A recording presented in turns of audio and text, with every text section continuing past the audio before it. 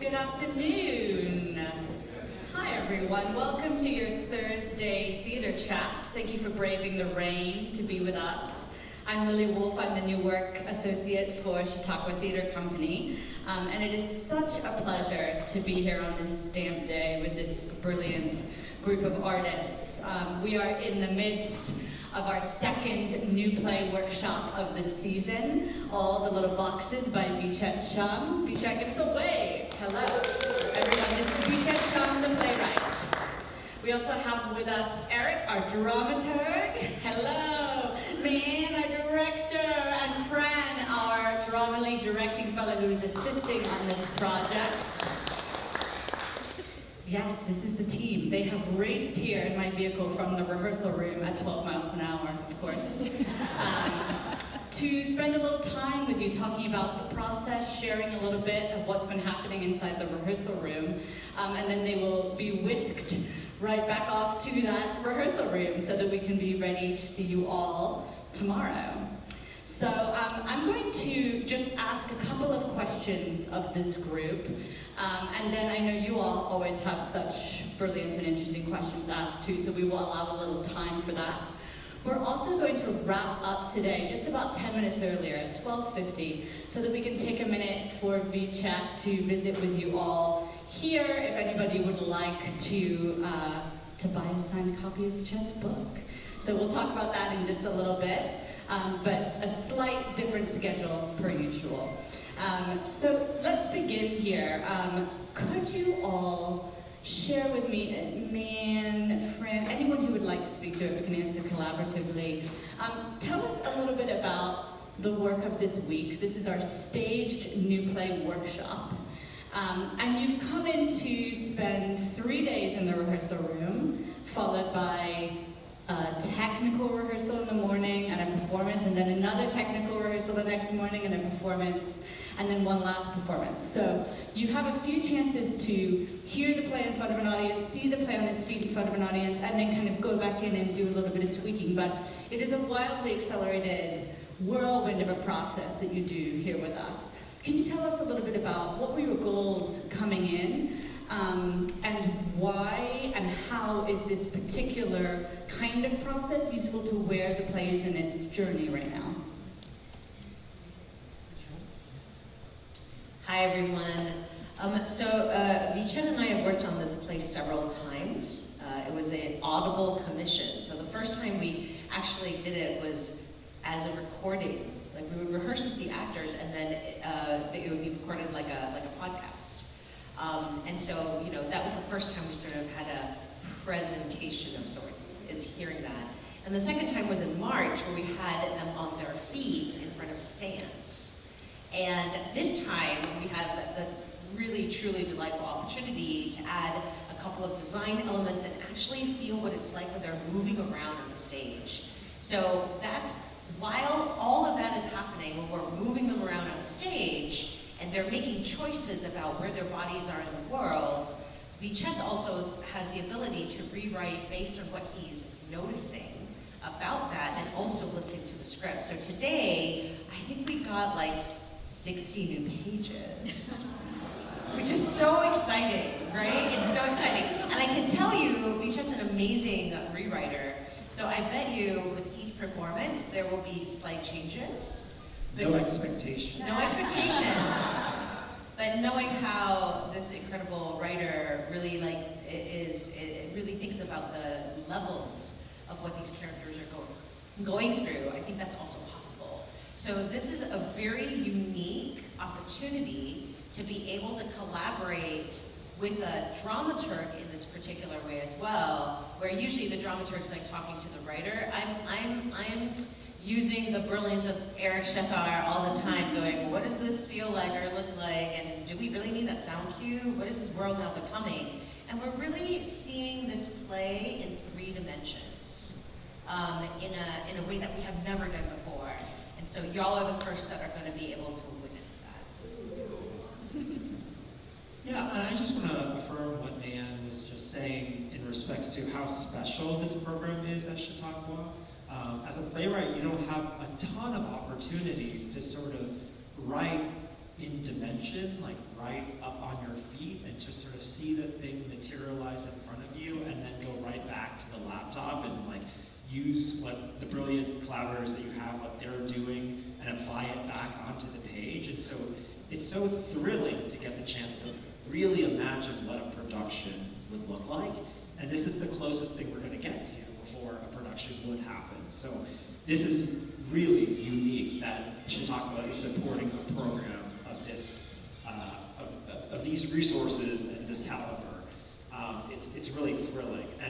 And also I want to say too, you know, speaking about Eric, speaking about Fran, speaking of Mayanne, you know, what's so wonderful about collaboration is that, you know, we each have our own titles. I'm the playwright, dramaturg, new play director, fellow director. But when you get into this space with collaborators that are brilliant and that you trust, some of those like titles or identifiers sort of melt away, and it's just like a group of people talking about how to make the play better than what it was before. And to me, that's how I always love to work. It's sort of like relinquishing these titles and getting to a place where we're all just sort of moving towards a collective purpose, a collective consciousness.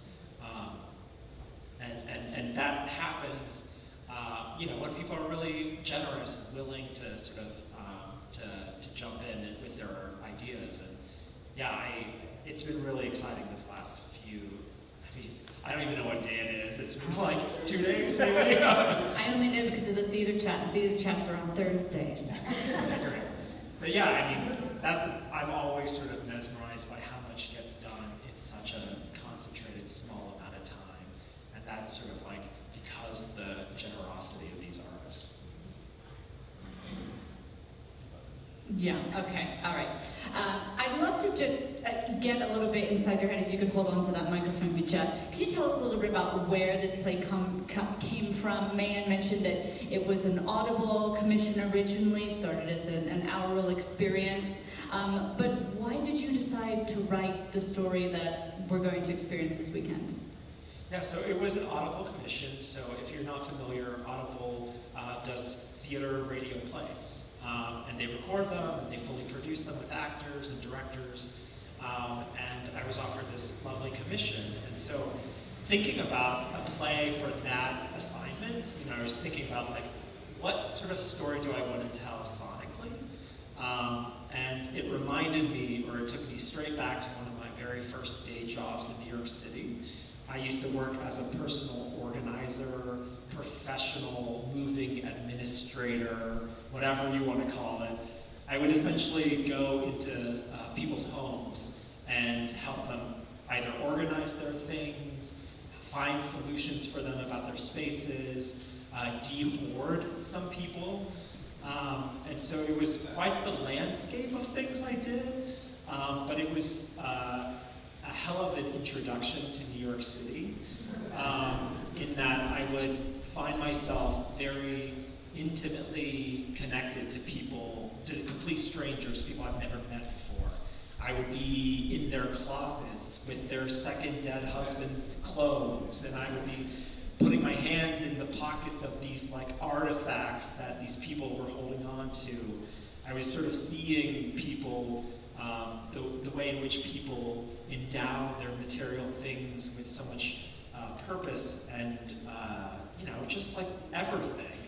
And so it was strange. It was a very weird job, but it was really formative I would say, to who I am now. And so I was, because of the uniqueness of that job, I was like, I hung on to that experience, and I was like, I think I want to write a play about this time in my life.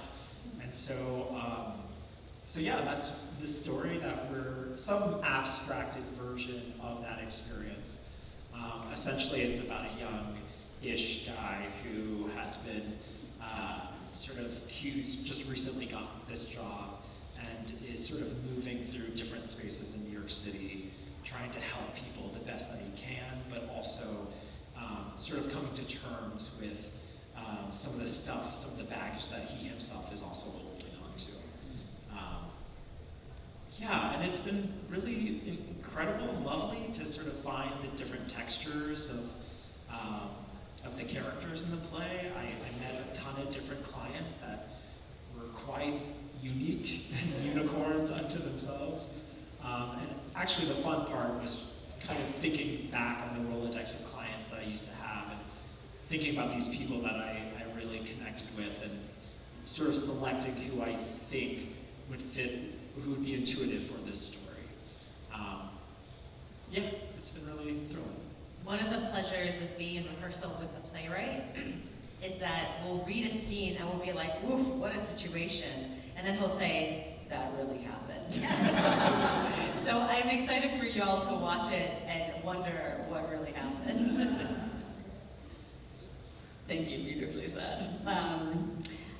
Besides our illustrious playwright, we are joined by 3 real new play champions in this auditorium this afternoon. And so I was wondering if the 3 of you could just speak a little bit to what it is that draws you to making new work, to being in the room with living writers, and what continues to fuel you in your artistry and your careers. I think I had mentioned this when we did the chat with just the fellows, that one of the major things that attracted me to the Drama League Fellowship, Future Now, and Chautauqua being a part of it, was the incubation of new plays, because that is where I want to live and breathe and where my soul sings. So not even knowing what the season was, but knowing that the importance of it was just such a huge draw for me. And certainly, to be inspired by, I have to say, the brilliance of how this season was constructed. One of the questions that came out during Pranayama, the very first music stand reading, was, well, how do you see this stage? Like, what would be the future of that? I see you're now nodding like, yes, I was thinking that too. And you get a little bit of that here with like a semi-staged reading, scripts in hand, but there's some set pieces, there's some costume pieces, there's design gestures, and to be able to see the different lives of a new play through these different steps this season, I think is just, it's wonderful. And most of you know that coming into artistic directorship myself at Theatre Mu, I'm like, wow, show me something. I want to see some new plays. And this is exactly the kind of work that I want to be doing as an artistic leader. So this is so super exciting, and to be with these brilliant artists. And as a West Coast artist primarily, now moving on to the Midwest and getting more connected with other parts of the country. We are 3 who, surprisingly, 3 Asians who, the 2 of you have worked together, but this is our first time in the room together. And I'm so thrilled to meet these 2, not just me, but to be in community with them. So, yes, this is the jam.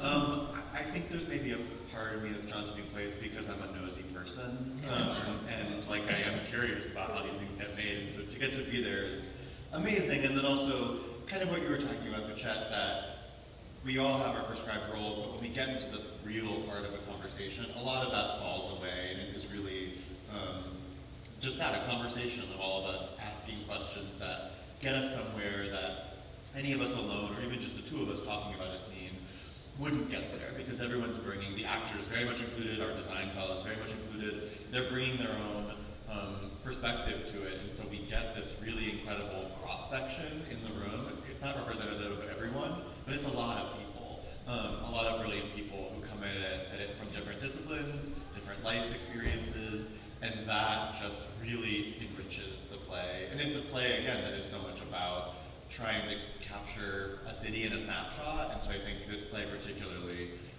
benefits from the richness of that conversation, and getting to be part of that, getting to be one facet on that prism, is a real privilege. It's incredibly artistically fulfilling, and also just fascinating. I think a play is an anthropological wonder to itself. That every time you walk in the theater and you sit there, you're actually meeting a new world. Sometimes it's got a lot of resonance to the one we're in and how it looks, and oftentimes there's incredible resonance to how it feels, because then we recognize ourselves, and hopefully there's some sort of catharsis. So for me, what I love about new plays is that you haven't encountered this world yet. And we actually have the opportunity when we're making it to shape a new anthropological wonder to itself. So how can we actually make a world that can shift who we are, as opposed to reiterate who we are? And that possibility for transformation is the drug. Well, before we hear what's on all of your minds, knowing that we're going to have this chance to see this beautiful book that Vichette wrote, would you tell us a little bit about that? It's not a play. Tell us, what is it? Where did it come from? Yeah, this is like a fun little thing that happened. This wasn't on my bucket list by any means. I actually, during the pandemic, I was offered a new play commission at a theater called Merrimack Repertory Theater out in Lowell, Massachusetts. Happens to have the second biggest Cambodian population in the country. I am Cambodian American. I wrote this play over the pandemic, and a dear friend of mine who also happens to be senior executive editor at HarperCollins for children's books. She saw this presentation, this very not great Zoom presentation, and because the main character was a 16-year-old Cambodian girl, she said to me, "Oh my gosh, I think that this could be a book." And so she was like really encouraging of me to work on a proposal. I worked on 50 pages and a 50-page synopsis and just a description of the book. And the publishers bought it, and then, the play hadn't been published or premiered yet, and so I just sort of launched myself on this journey of trying to write a book for the very first time. And if you asked my partner how I was during that time period, he would probably tell you really awful things about me. But it was certainly something that I was learning how to do in real time. Certainly I had the blueprint of the new play that I was working on, but sort of transforming that into prose, into like 75,000 plus words, I was sort of like, oh God, here I go. But it was great. It was trial by fire. I did it. I was really proud of it, and it came out in 2023. And then, now, ironically, the play version is about to have its world premiere at Merrimack Repertory Theater at the beginning of next year. So Go see it if you're in there. So it's been really joyful, and it feels like the gift that keeps on giving, and I've been able to sort of stretch myself creatively and return to the story that I really believe in and have had a really lovely time putting together. So yeah, the journey continues, and if you're around Lowell, Massachusetts, come on over and say hello. And it doesn't quite look like a children's book. Who is this book for? Who should read it? Yeah, I like to say it's a multi-generational story. It's about a young queer Cambodian girl in Lowell, Massachusetts. Her father's just been deported back to Cambodia. So she herself is a spoken word poet. So she's navigating this new reality for herself through the means of poetry, trying to find out how to sort of move forward in this new reality for herself. And yes, I think it is ostensibly for high schoolers, but I gotta tell you, it's been really lovely to have people, adults, grown people, message me and be like, "Oh my gosh, I really love the book," which has been such a lovely surprise, because I think ultimately this book is about family. It's about the ways in which we hold on to families in spite of circumstances making it challenging to be geographically close to one another.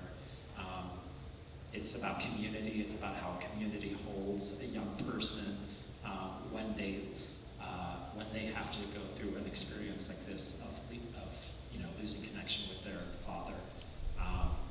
So everyone gets to read it. I think everyone should read it, but definitely your kids, high schoolers. That's the primary audience. Thank you so much. So I'm going to turn my mic over now so we can hear from you. Thank you, Holly.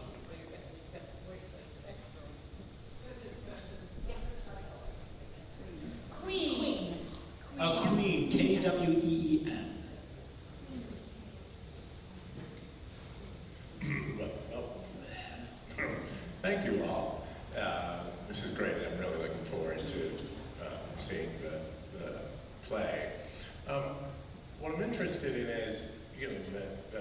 amazing that it started as an audio play,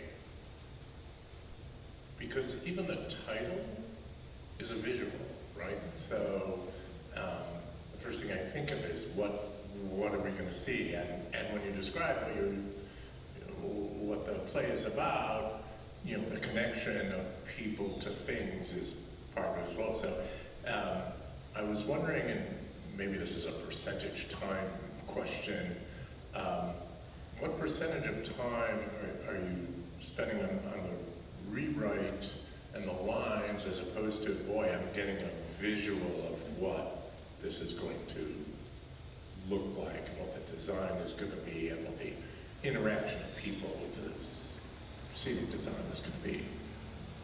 Yeah, thank you for that question. I mean, I think when I first started writing the play for an audio manifestation, I was really scoring the play. I was really sort of saying, okay, this is when the keys jingle, this is your jingle, this is when the doors open. And also I was trying to capture like what it viscerally felt to be stuck in a closet with a person, with a total stranger.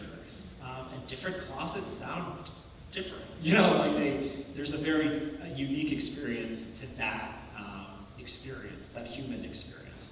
And so much of the work that I've been doing since that is giving the physical, trying to really imagine what a play looks like, what it really physically looks like, what it physically feels like. And I started realizing very quickly that actually design is going to make this play in some capacity.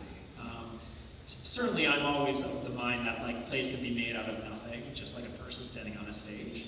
But I think the opportunities that we're finding in design have been thrilling, because as much as we can score it sonically, we can also give these like amazing physical movements, physical illustrations that really sort of like map out this thing. I mean, if you come to see the reading, I hope you do, the play sort of works like a theater puzzle. It sort of vacillates in time. Time is a little bit fluid in this world. And so design is what is helping really support and create meaning for how we move through it, to create sense for us, for you all, the audience. And so, yeah, I think it's actually quite crucial that I've now been thinking about, exactly as you were saying, you know, what it looks like, what it feels like, how the bodies move in space. That's actually, you'll see a lot of physicality on stage. Yeah. And I'll add to that by saying, you know, the design fellows here have been absolutely tremendous, because they're working without like a lot of process, and we're trying to like really allow ourselves to have as much process as possible. So today we had a 9 o'clock meeting where I was like, this is the meeting, even though it's happening in day 3, this is the meeting we would have after week 1. And then tonight we have load-in, so load-in would be 3 weeks from now. So I understand that there's a gap for us between week 1 and week 3 that is right now for us 12 hours, right? And what Sebastian has done with $100 is really incredible. So you all, your house, who gave us a box? Raise your, thank you for your boxes. Scenic designers. Thank you. Also, when you see those boxes, I was like, no Amazon commercial, please. So they basically took apart every box and put it back together inside out. The amount of labor and love that you will witness on that stage, it's worth the price of admission. It's so beautiful to me what they're doing. And so I think like for me, I'm actually really thinking about, I love that question that you have, because I'm always trying to balance between like the how we are here to develop the play and how we're also putting something on for you. So how do we make sure that the gift of the play is as solid, is towards what WeChat's really trying to get to, while also making sure that we have a gift for you, is really the dance. Yeah. Well, this is probably adjunctive to what you've already explained. But just a few weeks ago, I've two friends who are spinster sisters. One of them passed away, one of them got sick, and a cousin and I went into their homes, and they are hoarders. We didn't realize how hoarding they were hoarders. But I'm going to say that it was almost impossible not to visualize what was going on. I would be there with the cousin and I would say, come on, come over here, you gotta see this. This is a bag full of bags. Or there's a bag full of rocks. And then there's another bag full of rocks. I mean, it just went on and on. So what my specific question is, can you give us one or two things that you actually did a rewrite that incorporated the visual that may not have been there in the sonic version? Oh, tricky question. I have to think about what I did.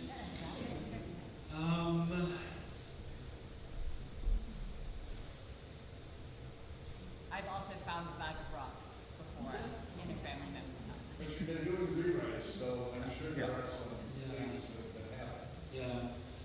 I mean, I'm just thinking about the things that do feel super visual. I don't know if it's entirely answering your question, so I'll answer it in an adjacent way. But I think about like some of the clients I had. I had one guy who was a hoarder, but his very particular hoarding was he would shop a lot. Like he would shop online, and then he would just store. He would never wear the clothes that he had, but he would have just boxes of plastic unopened clothes, and that felt to me like something you could not necessarily hear, but you could absolutely see.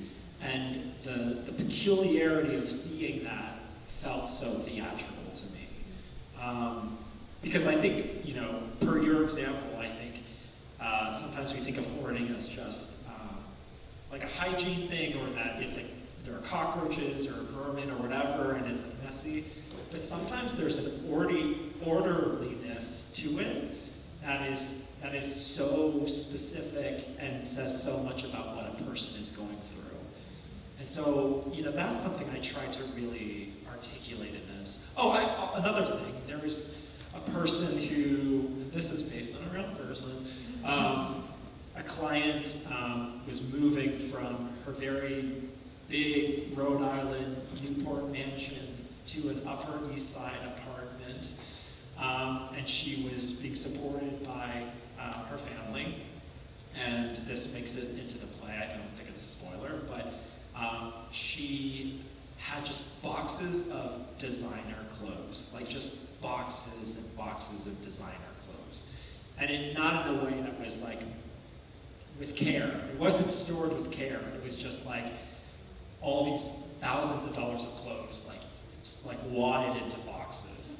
And to me, that again, that's not something you can hear, but you can absolutely see, and it says so much about where this person's at. So yeah, trying to carve out those really illustrative moments of like showing not just like this is like these are props or this is just like part of the scenery. It's like very particular to what a character is going through. I think there's also things about spatial relationships between people that we're figuring out. And, you know, so there's a particular relationship in the play that the lead is kind of trying to figure out in retrospect. And there's a lot when we see scenes between them, there's a lot between how they relate physically that is not something we could have figured out just listening to it. So scenes of them in their apartment together, passing each other in the hallway, helping each other when they're drunk. That's a thing that it's not necessarily words, but it is textual. And we are finding the text and the blocking of what are we learning about this relationship by seeing them interact in space. There are stage directions to some of it, but we really are figuring what does it look like, what do we learn from these people by seeing how they move together. And I'll say also, like, the audio production of the play has not been done yet. So I will then return to the audio production, and then I will do more rewrites to make it clear what's happening. but this has been an exciting sort of lurch forward to see like what a theatrical play would be. So yeah, it sounds like you're making lots of changes over the last few days, and I was wondering what was the most surprising discovery that you've made in the script? Even though it's maybe hard to say right now since we haven't seen it yet, but what did you discover about your own play? I mean, it's a great question because I did not sleep last night, and I did have this like incredible epiphany that just emerged literally from just this conversation with these people right here. You know, the way the play is structured. Well, should I say that? Should I not say that? The way the play is They're the insiders. Okay, you're the insider. They're part You're of the us. VIP. You're collaborators with us. Okay. The play moves back and forth in time. I said that time is fluid, but sort of more rigidly, it moves back and forth in time, and then it's sort of what I desire to do is at some point the time sort of breaks a little bit, and then it sort of enters this other kind of plane. So, what I was feeling in the last 2 days was that it was doing a lot of vacillating back and forth in the way that I desired it to, but I hadn't figured out how to break it. And so I had like 3 different scenes that existed as like 3 different things in time. And last night I combined them. I crashed and collided the 3 scenes into one scene, which is also 3 different realities. And so it was weird, and I'm very tired, and I heard it for the first time, you know, this morning, and I learned so much, and I think it's like the right impulse, and I'm gonna continue to write after this towards that. But sometimes, you know, as a playwright, you gotta be brave, you know, you gotta, like, it was a lot of work, and at the beginning of it, you're like, I don't wanna do that, and then you just have to, and then you're like, this is what the play was always meant to be.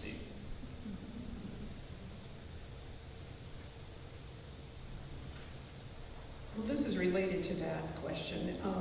So in this play or any other play that you're doing and you're workshopping, do you get to the point where in seeing where it is at that moment in time, you suddenly get a sense of you need to make a major, there's a new scene, there's a new direction, and you're thinking, I'm guilty because these people are here, and we don't have time for me to do that. And is what you were saying, I'll do it now, and then later on I'll do that. Or how often does that happen when you just have a whole new kind of direction that happens just because you've seen it on its feet? I mean, it's a negotiation as a playwright. I think you're sort of strategizing how much time you have, like what are the variables in place, like with the cast, with the director, with the conversation. But the thing as a playwright, it's like so lonely. It's like you write by yourself for so long in a corner, and you're just imagining the voices in your head, but not until you're in the room with people do you go, oh, this is what's actually happening.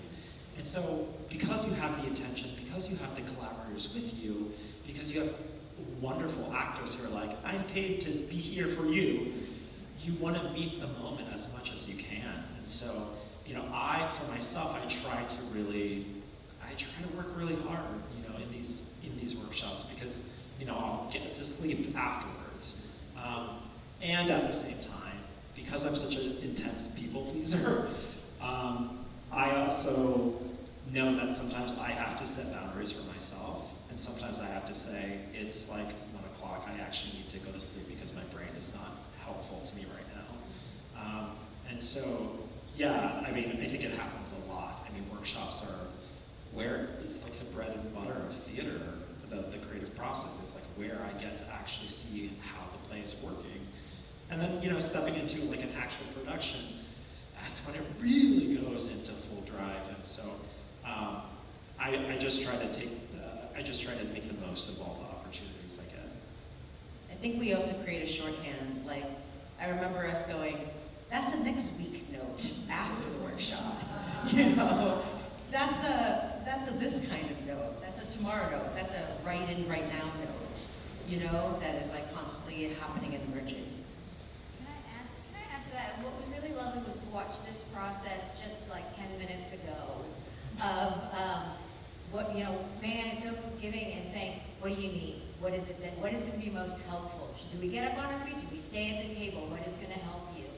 And also Richette the other night, coming in the next morning and saying, I'm giving myself grace. I'm giving myself some grace in terms of, the amount of rewrites and, or like, am I going to come in with 2 pages or 60 pages? And letting that happen. And this is such an important relationship of how much they give to each other, where Richette was like, no, go ahead and stage that. I'll just work on the other things later. And I'll bring that later, but you should stage it. Whereas Man's going, no, but if you need to sit at the table, we'll sit at the table. So it's really, it's a wonderful collaboration to witness. As always, we could talk with you all afternoon. Richette and I are going to remain here at the table. We're going to send these others back to the rehearsal room. So if your questions are for Richette, come and see us. Otherwise, please come and see all the little boxes this weekend, Friday, Saturday, Sunday, and